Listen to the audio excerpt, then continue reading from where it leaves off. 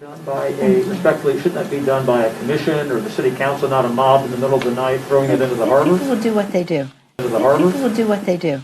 Well, I'm not a big, I don't even have my grandmother's earrings. I'm not a big, let's see what we have in terms of monuments in this. I'm more interested in what people have accomplished. I think that it's up to the communities to decide what statues they want to see. I think that it's very important that we take down any of the statues of people who committed treason against the United States of America. People who damage or deface federal statues or monuments will get a minimum of 10 years in prison. I don't care if it's a George Washington statue or a Thomas Jefferson statue or a Robert E. Lee statue. They all need to come down. Sometimes what it is not acknowledging that this country was built upon a very violent past that resulted in death and the raping and the killing of my ancestors. So I'm not going to allow us to say that it's okay for a Robert E. Lee but not a George Washington. We need to call it what it is. All murals and stained glass windows of white Jesus and his European mother and their white friends should also come down. They are a gross form of white supremacy, created as tools of oppression, racist propaganda. They should all come down. Shaun King is the most famous Black Lives Matter leader in this country. Black Lives Matter is now more popular than either major political party. So don't be surprised when they come for your church.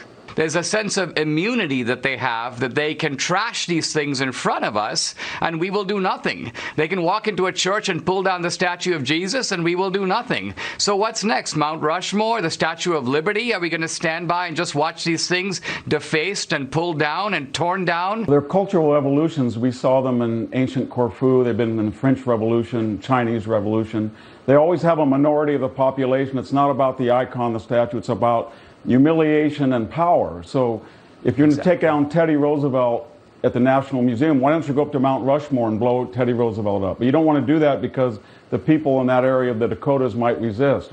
We are looking at long-term jail sentences for these vandals and these hoodlums and these anarchists and agitators, and call them whatever you want. Some people don't like that language, but that's what they are. They're bad people. They don't love our country. And they're not taking down our monuments. I just want to make that clear. The American Museum of Natural History wants Teddy to take a hike, as in Teddy Roosevelt, the Rough Rider, the former president. A statue that has been there of him on a horse is now being suggested to go. It's been there since 1940. But people discovered that a Native American is on one side of him, an African American on the other, and that just won't fly. The statue clearly, presents a white man as superior to people of color. And that's just not acceptable in this day and age. And it never should have been acceptable. So I know the museum feels it's best to take it down. I support that decision.